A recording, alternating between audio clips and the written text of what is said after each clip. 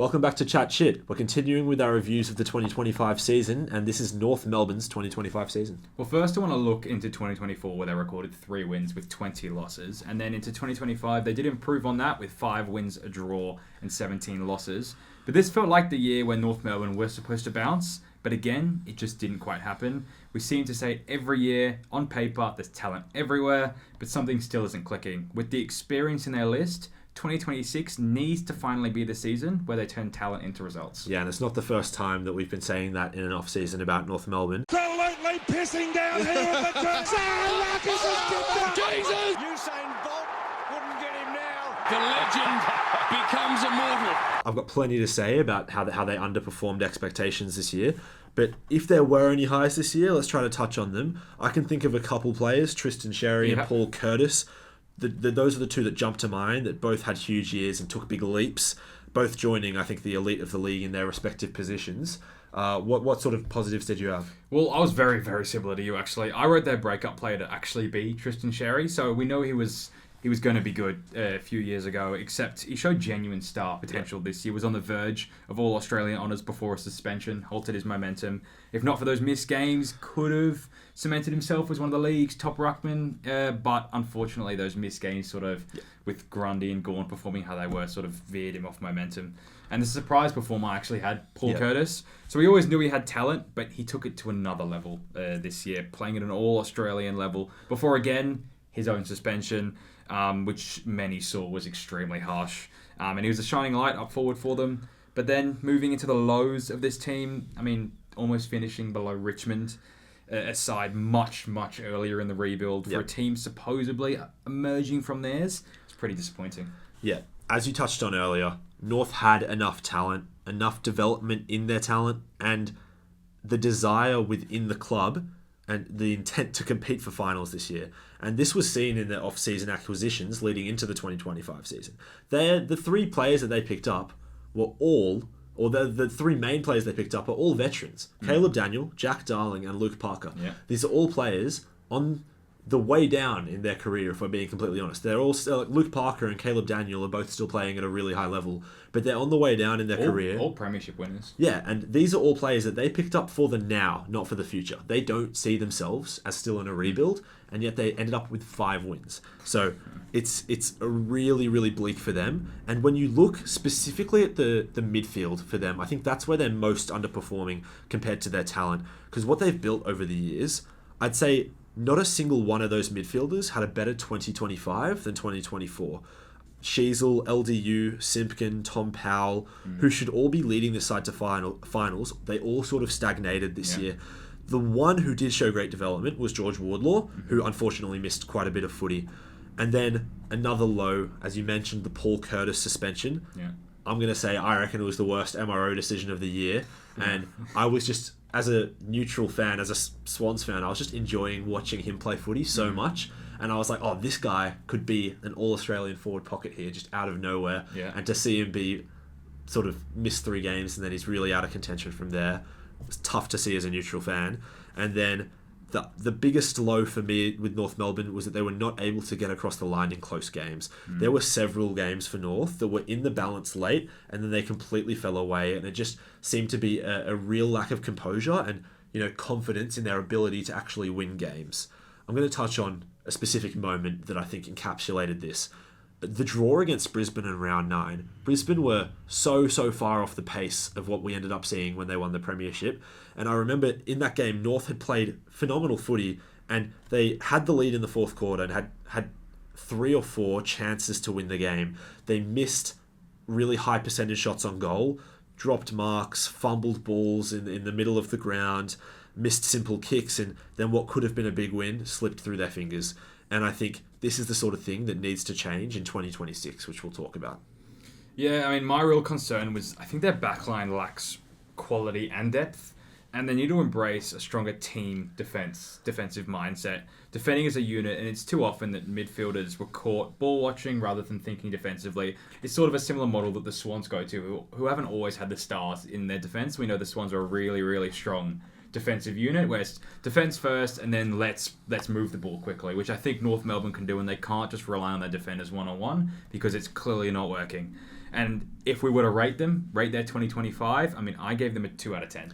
I've gone 1.5 out of 10. Yeah, I think they really failed to meet expectations, despite having some individual standouts like we talked about with Paul Curtis and Tristan Xerri. So it's a little bit disappointing. Now tell me what they did in the off-season. Well, they had a pretty quiet trade period. They brought in Charlie Spargo from Melbourne, so probably a squad player, and they lost Finn Balmailey, who's a pretty, I guess, exciting forward that maybe could have helped them.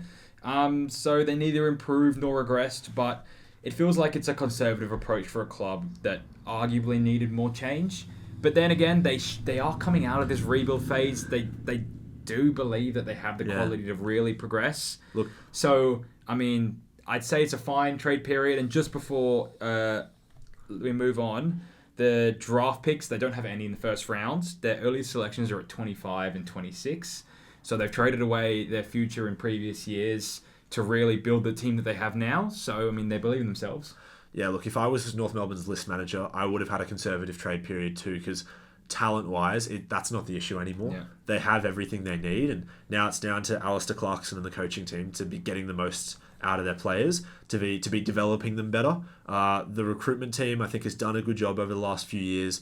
I really like their team, and despite how badly they performed in 2025, you look around and there are a lot of good players in that team. Yeah, they seriously are. And let's just, if we look into 2026, I've got a superstar up and comer and a make or break player. So my superstar is Harry Sheasel. So he's already elite. As a cornerstone, you'd say, for the next successful era, but he really needs to sort of cement a position. I'd say we don't know if he's going to be playing off the half-back line. We don't know if he's going to be playing off the half-forward line. We don't know if he's best in the centre bounce. I don't even know if he knows that yet, where it felt like they really wanted to move into the midfield, but it didn't quite click, so they put him across half-back to get easy touches and be that reliable kick. So I'm not really sure where he sits at the moment, but we know he's going to be a star. Well, he's their best ball user, and so they just want him in a position where they can get the footy in his hands the most and with the ability to make the most impact. Because obviously he can get 35 touches a game on the half-back line, but where can he have the most impact? Makes it really tough to pick him in Supercoach when he's just moving all around the pitch. My up-and-comer, I got Riley Hardiman. So I think he can develop into a reliable defender and even potentially transition into a midfield role long term. I think he was really good, actually, in the games that he played this year. And my make or break is Jai Simpkin. So as captain, and he says he wants to get more time in the midfield. Well, you're at North Melbourne, right? If you can't earn a midfield spot at North Melbourne, there aren't many teams that are going to give you that midfield time. So earn it. I mean, you're the captain. You don't just get to play in the midfield because you're the captain. You have to earn the midfield minutes through performance, not just status. And if he wants to lead, set an example in effort and accountability, and really earn your spot in the starting midfield. If you want to play there, deserve it. Yeah, I've highlighted 3 other really important players that I think will be most important for North next year. The first is Charlie Comben, who I think is a real standout in that really janky defence you're talking about, which is not as far along in its development as their forward line or midfield. Yeah. Charlie Comben looks to be the one who's going to become a stalwart and a fantastic player.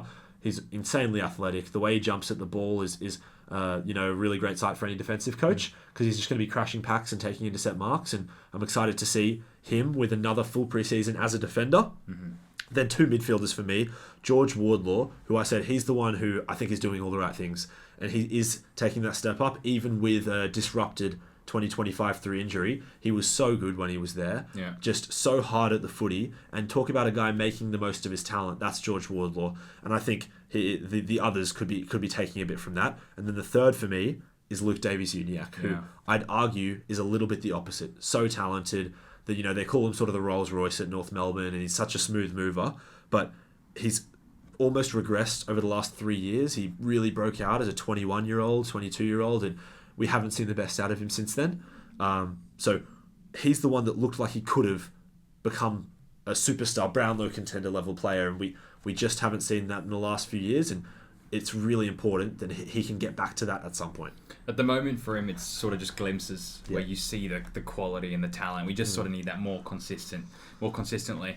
I think my main goal for North Melbourne is crack double digits in wins. It's enough of being a bottom feeder where you're picking up 1 to 5 wins every single year. Anything less than that, I think it should be seen as a major failure for this stage of the rebuild. I had them in 13th going into 2026. That's my prediction. I think that's going to be enough for them to crack double-digit wins and finish 13th.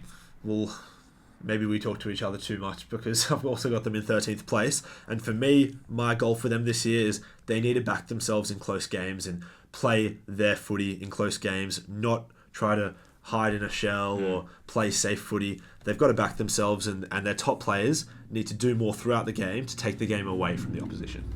And just for you fans that are still watching, I've got a couple of questions for you. One is, what's stopping this side from actually breaking through? Is it coaching, culture, is it personnel? And my other one is, should North Melbourne have been relocated to Tasmania instead of forming a new team? I know I'm serious about this because 19 teams were going to have a bye every week when Tasmania ultimately come in 2027, which means a 20th team will eventually be coming. Also means talent dilutes. I don't like when they add more teams because it just means the current talent we have now is going to be more spread out. You see less of these teams stacked with talent. That's just my feel. Do you think it's suitable given that the development pathways are growing and becoming stronger and the talent pool is becoming wider? It might be, and that's definitely a view, and we can definitely talk about that.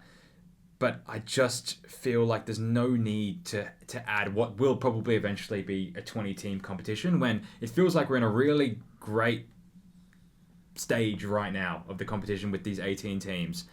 And I'm serious that North Melbourne probably could have been relocated. And there were I don't know if it was a joke or serious talks, but it was mentioned at one point if North Melbourne could have been the team to be relocated. I love when teams are stacked with talent, and obviously more teams gives you more opportunities, more chances for these players that might not have got a chance at the level to really prove themselves and become a superstar. But yeah, I don't like them adding new teams. Obviously, that's coming now. That is coming now. So I mean, North Melbourne are going to be staying in Melbourne. The one thing I'd say is I definitely prefer 20 teams to 19 because the bye every week is. I know 100%, which means we know a 20 teams probably coming. Whether I don't think it's going to be. It's probably going to be in the West or in Adelaide, where a lot of footy fans do sit. But yeah, that's North Melbourne. It's really tough to predict how their 2026 will go. It feels like every time we've had a crack at predicting where they'll finish, we've always thought they'll bounce, and then it never quite happens. But yeah, you'd think 13th should be in their mind the floor. Yeah, I've got a conservative 13th as well, with a chance to finish higher than that. And we'll see you all in the next one. See ya.